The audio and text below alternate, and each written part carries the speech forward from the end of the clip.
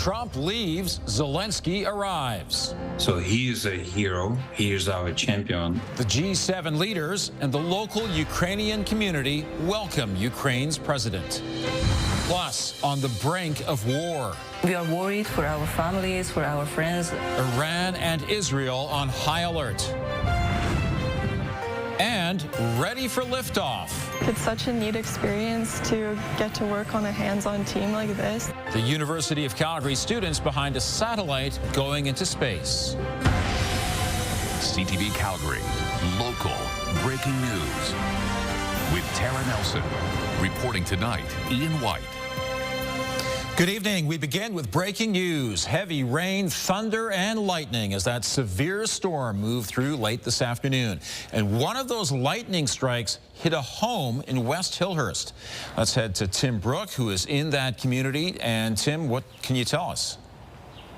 Well, Ian, unfortunately right now, the fire crews just cleared out a couple moments ago, so there's not much to see. But I can tell you the scenes behind me just about an hour ago were very dramatic. So let me step out of the way. We'll give you a look at this house here on 21st Street Northwest, where a bolt of lightning went clean through this home's roof and then kitchen earlier this afternoon.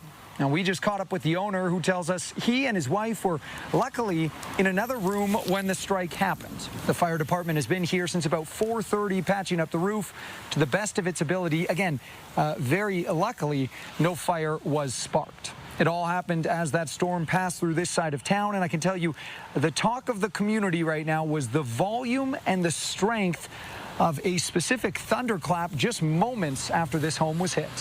All of a sudden, the picture window just lit up like the sun, and all of a sudden crash, and could smell insulation burning, or smell something burning, and went into the kitchen, and there was shrapnel, plaster shrapnel all over the kitchen. So the owner, as you can see there, surprisingly calm throughout all of this, Ian. He tells us his focus now is heading inside, cleaning up some of the drywall and pieces of ceiling in the middle of his kitchen, and then, of course, he'll call insurance. Wow, just amazing. Thanks very much, Tim. And Danielle joins us now with a first look at the weather. That is a clear demonstration that you have to take this weather quite seriously. Absolutely. It's one of those days, Ian. Tomorrow might be one of those days as well, because we have the risk once again. So we're into storm season now. And yes, we had the lightning. We had the big downpour. These were not intense cells that creeped through Calgary. But yes, of course, lightning damage was in some communities. 18 degrees is our temperature right now. We got to a high of 24. As these storm cells move through Calgary, we dipped 10 degrees in just a matter of 20 minutes. We have gusts around 52 kilometers per hour, so it's still gusty. But we don't have any activity right now in Calgary other than some isolated pockets of rain, but there's still the potential for the next few hours. This is why Calgary is still in the yellow here under the severe thunderstorm watch. This is up until about 1 a.m. We have the risk of thunderstorms that could reach that higher criteria, even that larger size hail possible. And when you look at this area right here around Standard, that's where we have a severe thunderstorm warning.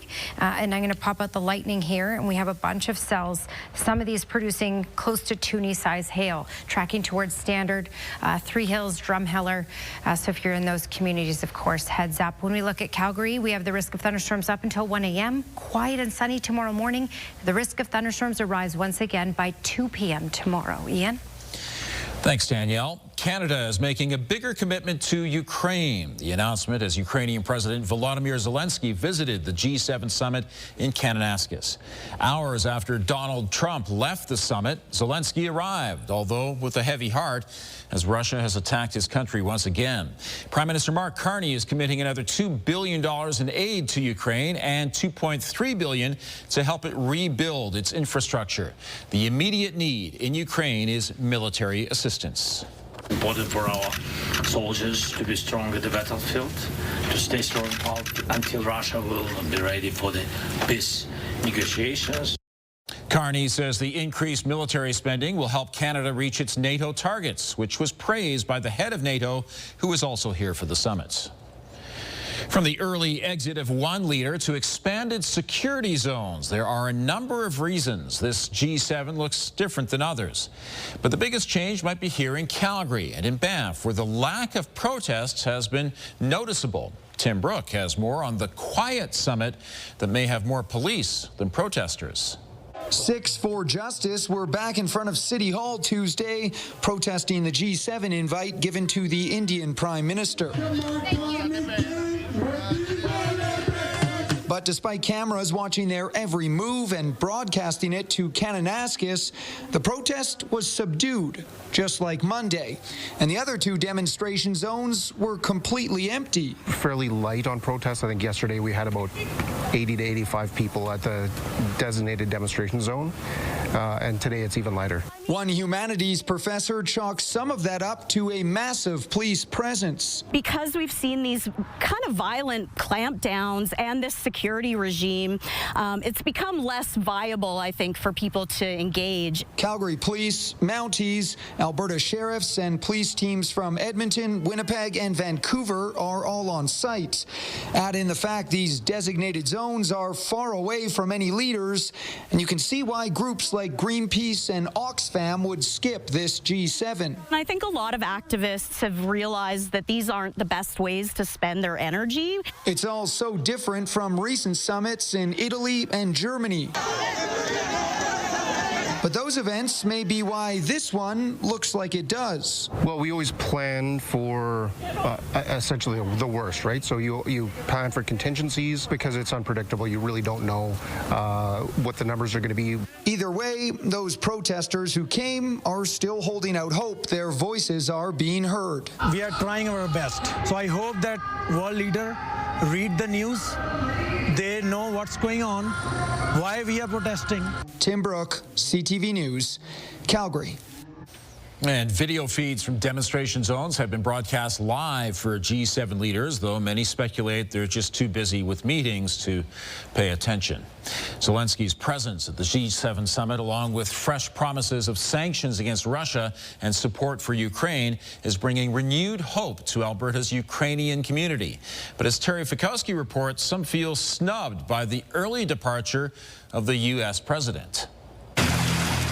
Prime Minister Mark Carney welcomes Ukraine's president to Kananaskis, but the meeting was overshadowed by a night of deadly strikes back home. One of the biggest attacks from the very beginning of this war. Ukraine's capital was bombarded overnight Tuesday with Russian missiles and drones, killing more than a dozen people and injuring 130 more. Canada is pledging over $4 billion in additional support to Ukraine and new sanctions targeting Russia. Drones, helicopters, broader munitions, over $2 billion worth of assistance. Canada's backing and Zelensky's invitation from Carney to attend the G7 summit is monumental for the Ukrainian community. It's one of the ways to show that the world do not forget us. Many rallied leading up to his arrival in Alberta and showed other signs of support. He is a hero. He is our champion. But there is disappointment with the U.S. president's absence.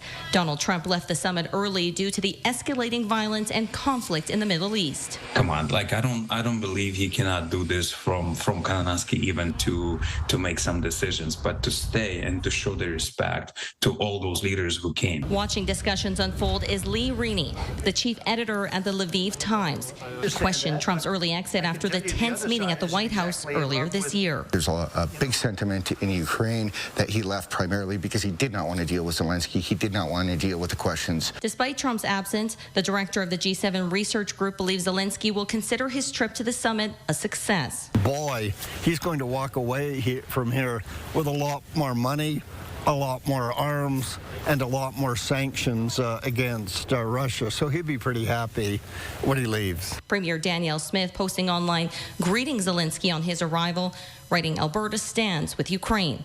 A sign of hope for those watching the war and heartbreak unfold back home. Really hopeful that this will bring us a step closer to peace.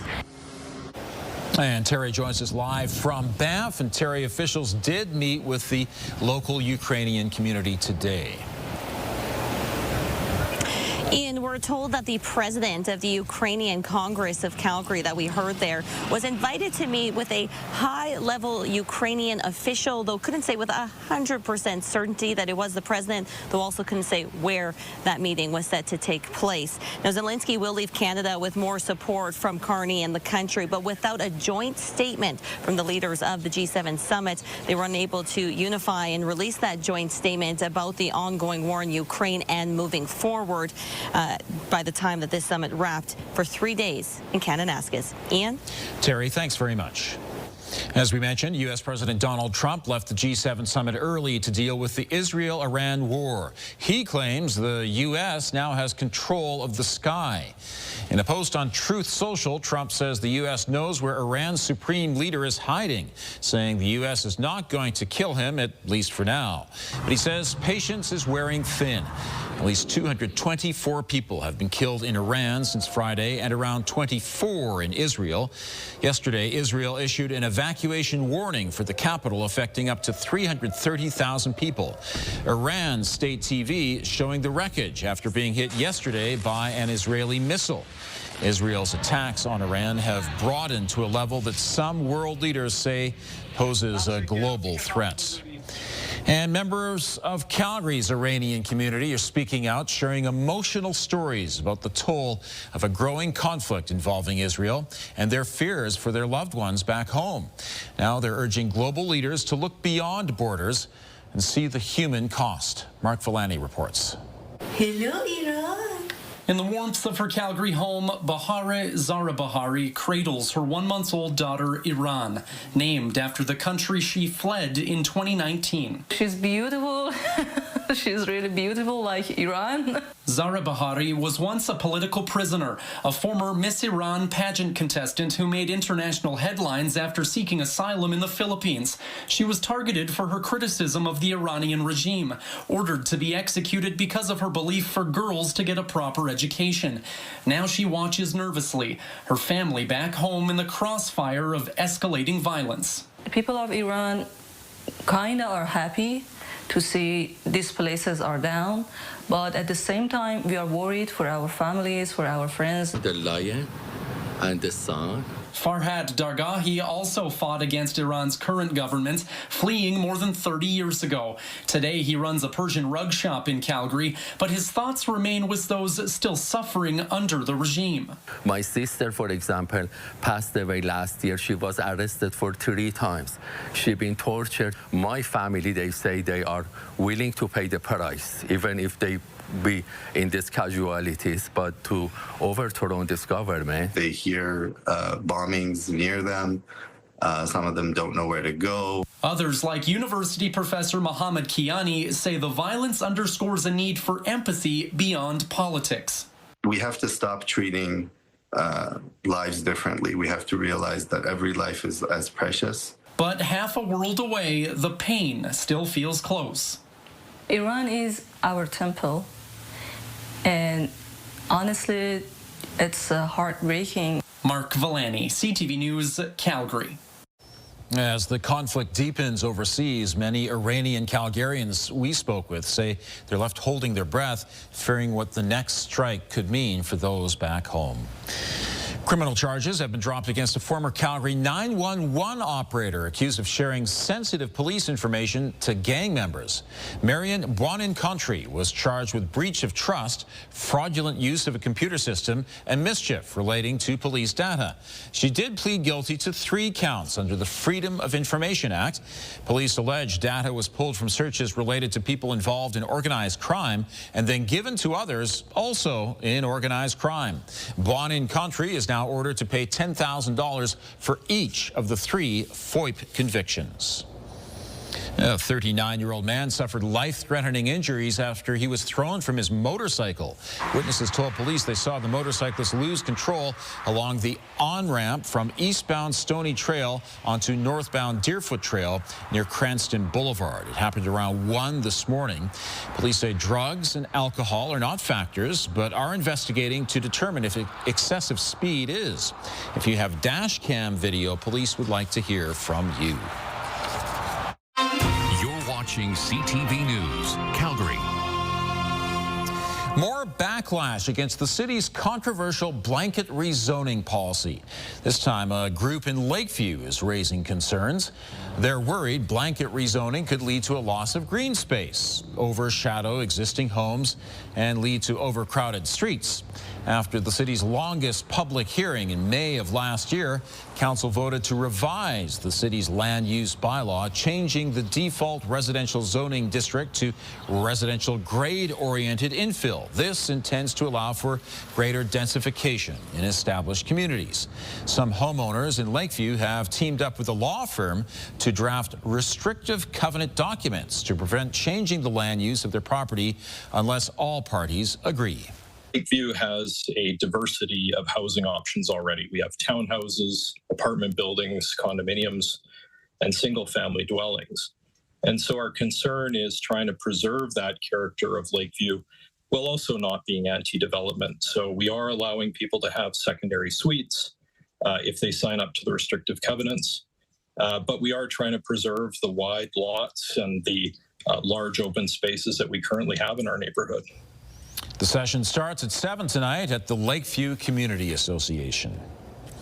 They're among the most unsightly byproducts of the oil sands. Next, the Alberta government's multi-million-dollar contest to clean up tailings ponds.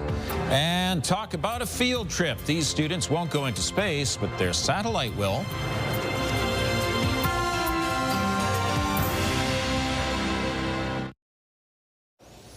Tailings ponds have been a byproduct of the oil sands since drilling began in our province. Now, Alberta wants the industry to find solutions by launching a challenge with $50 million in funding as the prize. At the same time, a new survey says most Canadians want to see renewable energy to expand. Stephanie Thomas has more. It's called the Tailings Technology Challenge. $50 million from an industry-backed fund will go to the winning company that can create a solution for tailings ponds. We need to shift this work into overdrive. We need more advanced technologies to help reduce, treat, and manage mine water. Tailings ponds in the oil sands are a mix of chemicals, bitumen, water, and sand.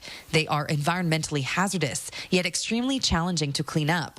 Several companies have been charged for killing ducks and birds that found their way into the toxic wastewater. There are some 1.4 billion cubic meters of tailings ponds in the province. That's about 500,000 Olympic-sized swimming pools. We're in that stage of accumulating a lot of tailings and fluids that will in due course be reclaimed, and some of the very original ponds have now been reclaimed. However, one local environmental geology expert disputes that efforts to clean up tailings ponds have ever worked. We haven't figured out how to get the water out of the fine sands yet so that they can be restored, and so basically, no tailings pond has been restored that I'm aware of in Alberta. At the same time, new data suggests more Canadians would prefer to see more progress on renewable energy. 67% of Canadians say they favor renewable energy. 1/3 of respondents favored conventional. Alberta's breakdown is flipped, with just 46% preferring renewable energy and 54% preferring fossil fuels. Abacus Data conducted the survey for Clean Energy Canada. What read between the lines there is just a real appetite to see real movement and real action. Industry leaders agree that technologies like deep well injection are broadly used, but extremely slow. Maybe there's technologies being applied in other industries elsewhere in the world that we're not even aware of, things that we can bring to bear here to speed up that process. He adds the solution needs to be scaled up to match the size of the issue. Companies have until September 24th to enter the contest. Stephanie Thomas, CTV News, Calgary. Abacus surveyed more than 2,500 people from June 2nd to the 5th from a random sample of panelists. The margin of error is plus or minus 1.92%, 19 times out of 20. 2,000 trees are being added to Calgary's urban forest canopy, starting with 500 in Nose Creek Park. The city, Trees for Life, and the Arbor Day Foundation are working together on this project. The trees are a mix of native species that will thrive in this environment. Calgary also has a $61 million agreement with Ottawa to plant almost 1 million trees by 2029 and to increase its urban canopy to 16% by 2060. Increasing emphasizing the urban canopy has lasting benefits for everyone. Trees in this environment, they help cool our streets, they absorb stormwater, they absorb carbon dioxide, provide oxygen. They're even really great for our health, from our lung health to our mental health as well too. A really important part of a healthy and vibrant city. Trees for Life is a national nonprofit that plants trees where Canadians live, work, and play. This is CTV News, Calgary. So Danielle, one big storm has moved east, but there is the potential of more coming along the way. Yeah, it's that kind of evening, Ian. We have the potential of more thunderstorms in Calgary and many other communities before it fully quiets down for the night. I'm going to show you the radar in a second. We're back up to 20 degrees, so we were at 24 as our high, and as these storms blew through Calgary, it dropped us down to 14. So we've rebounded as those storms have moved out, and then we may go back down again and stay down because of the next wave of thunderstorms that are on the way. So most communities are under the severe thunderstorm watch. That's in yellow, down the QE2 through Calgary, down to Claresholm, over to Brooks, over to Medicine Hat South, north of that, and in the orange here, these are the severe thunderstorm warnings in place. So for these areas, this is where we're actually getting more severe storms. In the areas in the yellow, there's potential to get them over the next little bit. All right, so I want to show you some activity here. Look at all the lightning with this one. This is turning into quite a line of systems here, which is impacting even the wind gusts. 100 kilometer per hour wind gusts possible with this line of storms. I'm popping out the lightning so you can see some of these cells, for example, just south of Tree Hills, down through Standard and over to Bassano. Strong wind gusts, again, up to 100 kilometers per hour, and Toonie-size hail possible with some of these cells that are burning through. Also, big downpours, short-lived, but big downpours. And check out what's on our doorstep here. There is some lightning with this. So these are thunderstorms. There's about 4 cells tracking towards Calgary. Rain has already moved its way in, and the thunderstorm activity is shortly behind it. At this point, it's not looking severe, but any of these cells could reach a more severe criteria very quickly. So hail is possible with even the ones rolling into Calgary soon here. 2 systems in the Pacific. Why is this interesting? Because it looks like they're merging, and it looks like this could pack quite a punch with a big amount of rain headed our way later this week. Huge, like 60+ millimeters is possible with some of these models showing that. Okay, we have the potential for thunderstorm activity up until about 1 in the morning, then things quiet down. Sunshine for the morning, as you can see here, and by 2 p.m. we get into the risk of thunderstorms once again. I'm going to fast forward to Friday. Friday, rain, heavy at times. I'm going to give you amounts in just a second of what we could see, and of course we're going to keep our eye on this. It is hard to tell with these 2 systems merging. 24 degrees is our high for tomorrow. By 2 p.m. we get into the chance of thunderstorms. 23 for Thursday, and a mix of sun and cloud. Even though that says afternoon thunderstorms, ignore that for Thursday. Thursday should be stable. Then those systems that are combining in the Pacific will roll in for Friday, Saturday, Sunday. 15 to 25 millimeters of rain possible on Friday, another 20 to 30 on Saturday, and another few millimeters on Sunday, with, as you can see, much cooler temperatures. That's your Action Furnace 5-day forecast. Thank you, Danielle. About 100 University of Calgary students, most of them undergraduates, have been using their spare time on an impressive project. If all goes as planned, the student-built satellite will be launched into space this year. Alicia Fieldberg reports. It's an extracurricular project that goes above and beyond. University of Calgary students are using their free time to create a satellite to launch into the upper atmosphere. It's such a neat experience to get to work on a hands-on team like this that's actually creating something that gets you out of space. The Calgary to Space team started in 2020 and is doing final testing before the satellite is scheduled to board a SpaceX rocket this year. Preparing it to do vibration testing, where we want to see that it can withstand the conditions of being in a rocket as it launches to space. It's roughly the size of a loaf of bread and will orbit about 500 kilometers above Earth, taking images, collecting data, and testing an adjustable arm. It could provide insight about a phenomenon discovered by Alberta skywatchers. The strong thermal emission velocity enhancement, also known as STEVE, creates purple and green light in the night sky, similar to aurora borealis. We have some instrumentation on FrontierSat to study the plasma in Earth's space environment. to measure how it moves. So in a way, it's kind of like a high-tech windsock. He's planning to study data from the student's satellite. I'm very excited to see our satellite be a part of like a research paper, and to see it's going to be actual published to the public and shared to the other researchers. Building a device for space is only part of the challenge. The students also had to raise about $200,000 and navigate federal and international regulations. Space is so expensive that generally a lot of people are cut out of it completely. But as more and more student teams kind of stand up and we commercialize space a little bit more, projects like CubeSats become a lot more feasible, which means that students like us get lucky opportunities to send something to space. Some of the students are hoping to see their creation take off in person. Alicia Fieldberg, CTV News, Calgary. And the satellite is scheduled to launch this fall from somewhere in the U.S. Deep fakes are becoming a major concern. Still to come, a warning for parents about the threat of AI exploiting children. And the provincial education minister talks about which books are age appropriate in school libraries and which ones aren't. Police in Alberta are warning kids and teenagers about the dangers of AI-generated images that can be used to exploit them. Officers say the problem isn't always adults preying on kids, but increasingly young people victimizing each other. Connor Hogg explains. TikTok and stuff like that, you can see these AI videos like super real. Students say AI plays a big part in their everyday lives.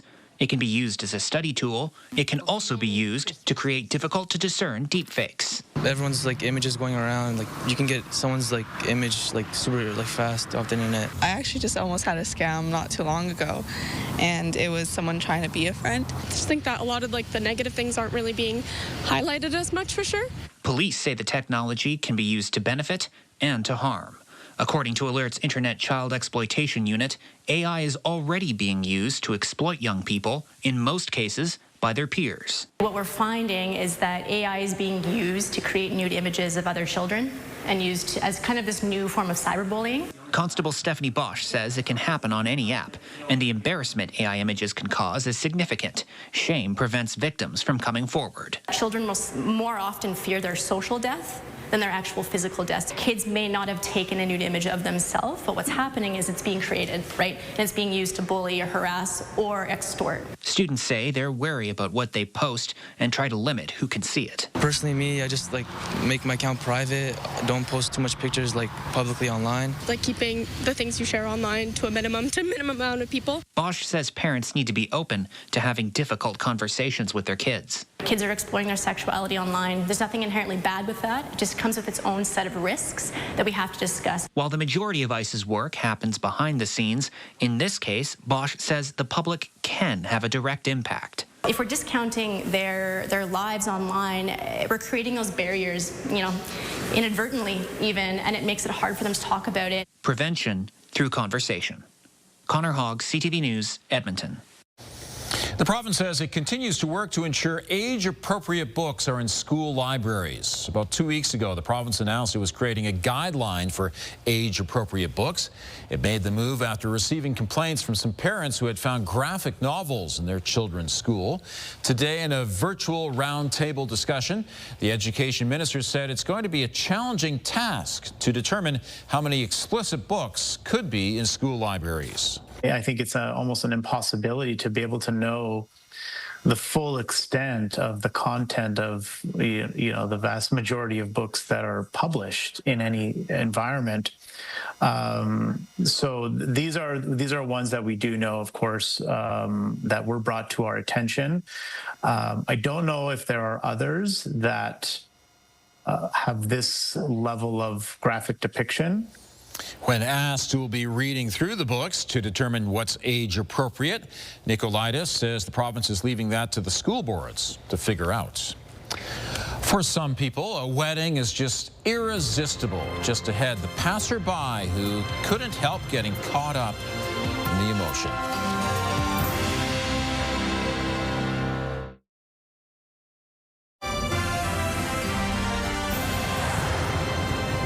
A historic landmark that sat on the shore of Vancouver Island for more than a century has been scorched in a fire. This charred skeleton is what remains of a 128-year-old shipwreck after a fire on the beach earlier this month. The photographer behind this video says it looks more corpse-like now than it was before. The artifact suffered significant damage from the fire but is still intact. The cause of that fire is under investigation. It's already time to head to the lake in some parts of North America, and that led to a surprise for some people wakeboarding in South Carolina.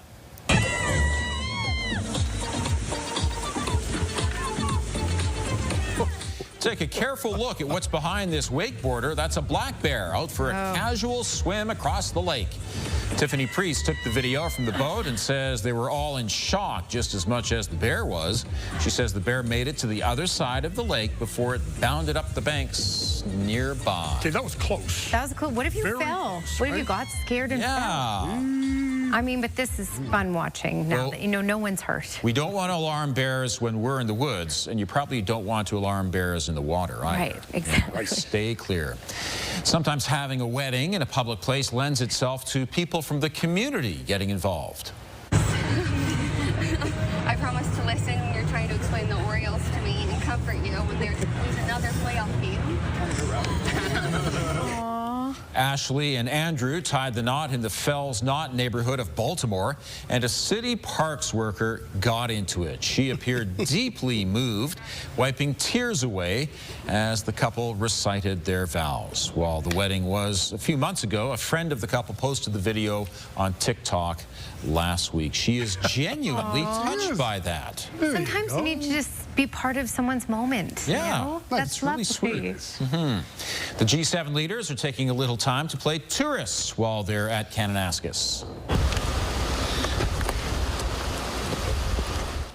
This is Britain's Keir Starmer taking a few photos on his phone of the Rockies, just like thousands of tourists before him. Starmer posted this on his X account shortly after he arrived on Sunday, saying, "Not a bad spot." It looks beautiful.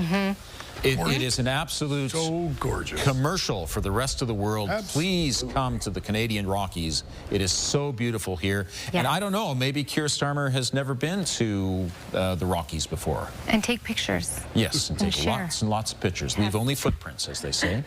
It's a place that's very special for families with special needs kids. Still ahead, Veccova closes its doors after more than 5 decades serving local families.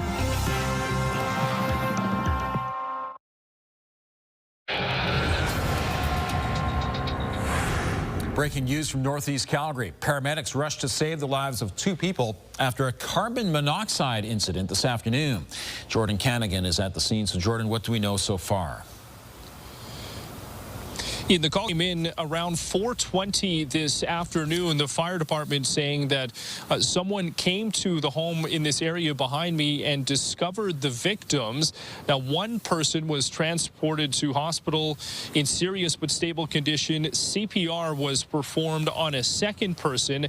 They were not transported, and we can tell you that the medical examiner did transport the victim's body about 15 minutes ago away from here. The fire department has since left as well, but the Calgary police are still on scene here. Carbon monoxide levels in the home were quite high, 360 parts per million. Firefighters typically will evacuate a building when CO levels are between 25 and 50 parts per million. ATCO and the fire department investigating what may have caused the buildup, including checking a gas generator on site and other appliances as well. Those checks will take some time, and what they're doing right now is continuing this investigation. They've also opened up all of the windows and doors at the home to air out that area. We do not know the circumstances of what caused this. We also do not know anything more about the ages and genders of those victims. Ian?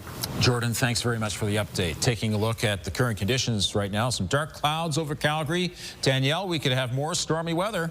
Yeah, we're not done yet, Ian. There's more tracking into Calgary, the west end right now. Already some rainfall out there in the west end and thunderstorm activity possible really consider it up until 1 in the morning.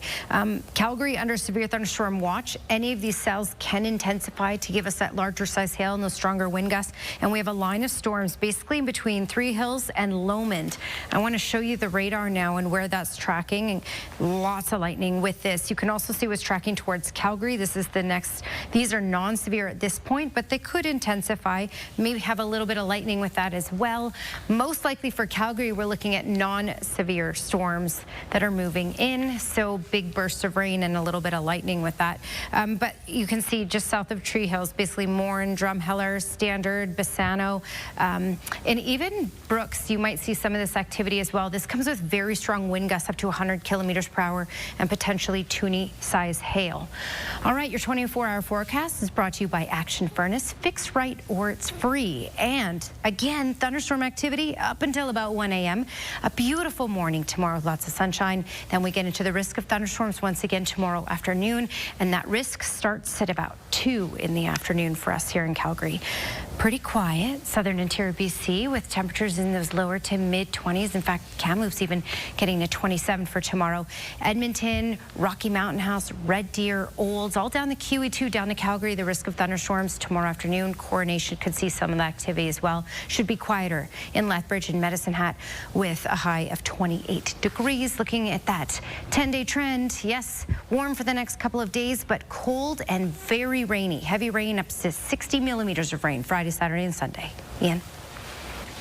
Thanks, Danielle. If you've ordered something online, better check which carrier is slated to deliver it, because one company will stop delivering this week. BNN Bloomberg's Mirella Fernandez has more.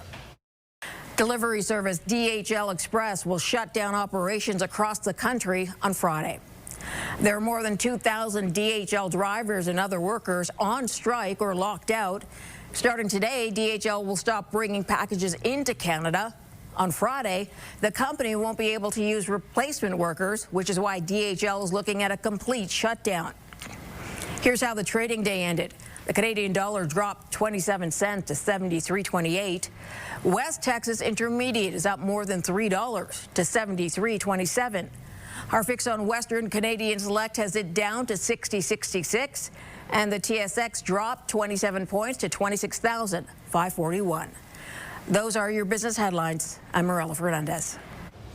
The Alberta government is promising to help former military members and first responders find meaningful civilian careers. The province is spending $1.2 million on the Forces at Work program. It specializes in helping people in public safety overcome physical, psychological, and emotional barriers to transition to a second career. Social Services Minister Jason Nixon says it successfully helped 1,300 people find new careers since 2011. The money is expected to support another 1,000. After 56 years, a Northwest facility for people with disabilities will be shutting down at the end of the month. A farewell ceremony was held at Veccova today. The group has been providing services and programs since 1969, including a bottle depot and swimming pool. But after a request for funding for the aging building was denied, Veccova announced it would shut down for good at the end of June. The closure is a bittersweet one for many who took part in their programs. It means sad. We have a great program called the Ball Depot and the Pickup Service. I was a part of that 10 years ago. And also the pool. And then the summer camp for the kids. I feel really bad for them. Really, it means just about everything. I mean, Veccova was so instrumental, and Derek had some difficulties as a young guy, and they really helped him along and got him through a tough time. And I mean, he probably wouldn't be here without the Veccova today. Veccova is living on through a hub model with a central base downtown and several satellite locations offering programming. Aquatic programs will be held at Vivo and the Forest Lawn Outdoor Pool. And the Bottle Depot will remain open until mid-September. The Stamps are at the top of the standings in the West Division, but it's come at a cost. Glenn has more on the injury situation coming up.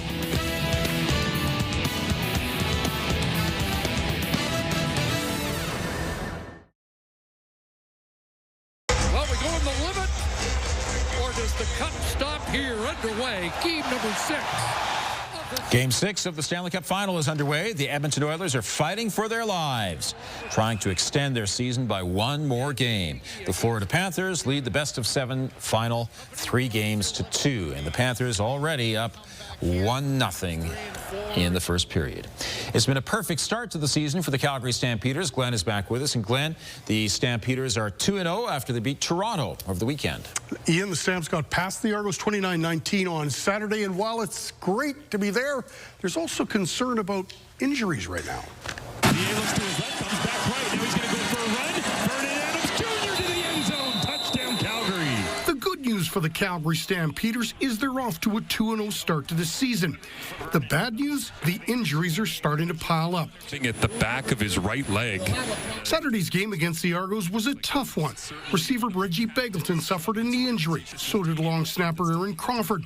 And linebacker Markel Lee suffered a bicep injury. We're definitely going to be down some guys. We're going to see how it plays out. We still are getting information on everybody, but we won, but we came at a cost. That does give us opportunity for other guys, but definitely had some serious injuries, and we're going to have to adjust. Dickinson admits some of the injured players could be done for the year. But as with anything in sports, it's all about the next man up. Jalen Philpott did that after the Beggleton injury and had his best statistical game in the CFL. The short throw underneath. Jalen Philpott runs through coverage. It's awesome, to be able to break that 100-yard mark, especially at this pro level. It's huge. It's kind of a weight off the shoulders, Definitely really wanted it, but just happy and thankful that the team put me in situations to go make those plays, and I know they expect me to make those plays. That's why they brought me in here, so just happy I can do that. Jacob Roberts took over for Lee when he went down. They're great friends on and off the field, and Roberts says it's time for him to step up. We lost the engine to our defense. He's a Wake Forest guy too, so I went to Wake Forest. That's my guy, but we got his back. I'm going to step in there, and then we got guys like Tights and some younger guys coming up, getting ready for the game. So we're going to step in. It's a big role, but we're going to fill the shoes. Jason McGugan was signed by the Stamps today after Crawford was put on the 6-game injured list. He was here for training camp and played in both preseason games. Absolutely, it's unfortunate what happened, especially to a guy that's as good as Croft is. He's a great guy in the room, and he's just a good person overall. But like you said, at the end of the day, it's a sport. It's a contact sport. Injuries happen, and it's a next man up mentality.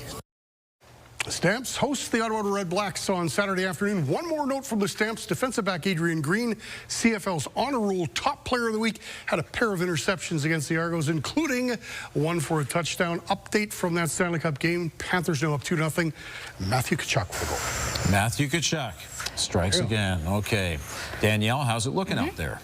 Okay, well, we have the potential for thunderstorms. In fact, some weak ones right now rolling through Calgary as we speak. We have the potential till 1 a.m. Then quiet morning tomorrow, nice sunshine, and then by 2 in the afternoon, we get into the risk of thunderstorms once again. Should be stable on Thursday, and this could be a massive bout of rain for Friday, Saturday, and Sunday. Some models are suggesting 60+ millimeters in just those 3 days.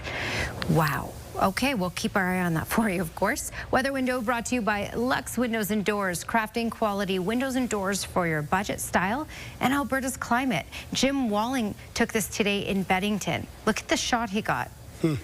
Yeah, Beddington and Calgary. Very cool. It was an active day today, and even if there isn't a ton of lightning, it could still always strike in the worst spot. So if you're like golfer Glenn over here, get off the field kind of thing, these are the storms to take seriously. Right. No. Got that right. This is not golfing weather, that's for sure. Right. Stay safe, absolutely. Yes. Thanks very much. Thank you for joining us. Have a great night.